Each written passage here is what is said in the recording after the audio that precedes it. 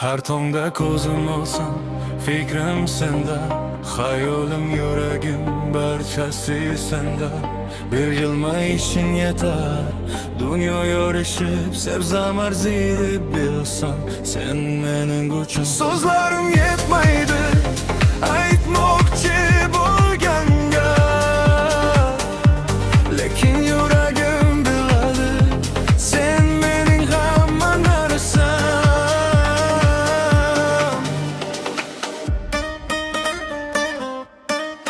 Dilfuza, Dilfuza, ismingni aytganda yurak to'lib ketadi.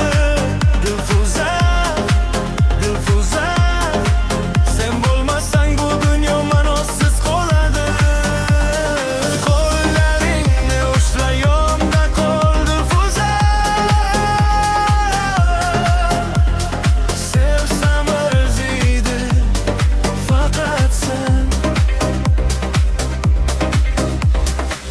Ko'zlaringda olim bor, men yo'q olaman. Ovozingni eshitsam, hamma dard tinadi. Bir umr yoningda bo'lishni tilayman. Sen mening baqorim, sen mening baxtim. Dilfuza, Dilfuza, ismingni aytganda yurak to'lib ketadi. Dilfuza, Dilfuza, sen bo'lmasang bu dunyo ma'nosiz qoladi. Qo'llaringni ushla, yonimda qol Dilfuza. Sevsam arziydi faqat sen.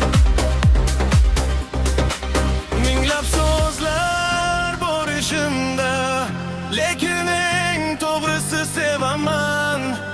Hech kim o'rni